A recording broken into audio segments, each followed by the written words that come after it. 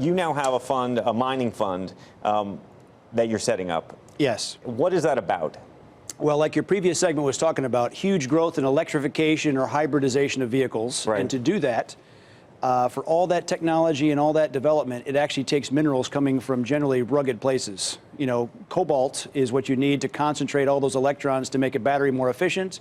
2/3 of the world's cobalt supply comes from the DRC, a pretty rugged place. And so as you see all these 34 automakers developing electrical vehicles, they need a lot more cobalt. And so we see that bottleneck coming way, way, way upstream. And that's why we put a fund together to go after, to find, to prove, and to bring into production those unique resources to make that possible. How much of, though, is the plan to then take that cobalt, sell it to the Chinese, and sell it to the Russians?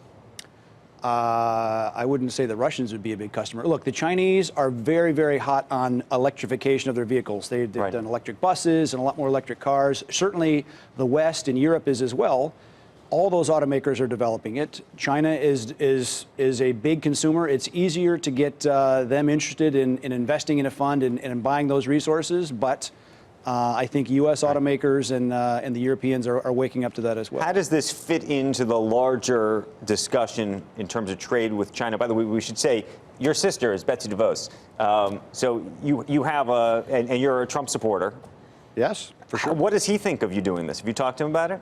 And I haven't seen the president since before he was inaugurated. Okay. No, the reason I ask is because clearly, if this is ultimately going to benefit the Chinese, and we've been in this back and forth. I would say having more access to the key battery minerals is of greater benefit even to the Western manufacturers, so that there is an assured supply of those minerals needed.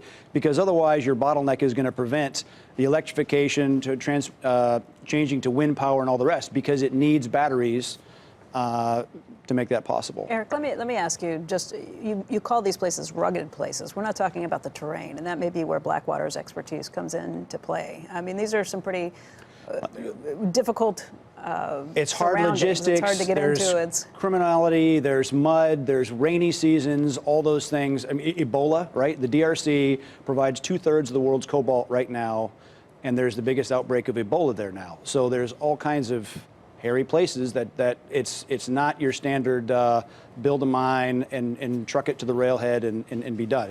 There's a little more complication to that. And there was just an election in the DRC a couple weeks ago, and hopefully those election results will be announced this week. We've had this discussion before. We have. Yeah, and with people buying cobalt properties. That's what I wonder. Why is Blackwater specifically equipped? It's not Blackwater. Or somebody who I sold the business, but I've certainly acquired the skills and organization, because it's a matter of doing logistics in very difficult places, and people, the mining engineers, to go into the remotest places to find the resource, to drill it, to prove it, and to make it sure, and to make sure it makes it to market. One of the big issues when you get into these hairy markets, though, is whether you basically have to pay people off to get stuff done. And that becomes a larger issue for multinational companies that end up perhaps ending up having to do business with you to buy some of this stuff. Well, there's a full spectrum of problem, right? Some of these minerals are considered conflict minerals, because in a lot of cases, like 15% of the world's cobalt is produced in artisanal mines. I mean, that's guys in loincloths out there digging by hand. Doing this in our approach will professionalize that. We'll give them a proper job and proper mine safety equipment and prevent child exploitation. And so those manufacturers can actually tag and track and locate those minerals and know that they came from an ethical mine, not from a conflicted mine. Right. Separately, I wanted to ask you two other things. I wanted to ask you about China. You guys do business in China right now. You guys have trained security people in China. So, and there was a big piece in the Washington Post about this and about where the line is in terms of what that business should or should not be. So I'm the chairman of a Hong Kong listed company, right? And CITIC is a big Chinese company. They're a significant shareholder, but not controlling.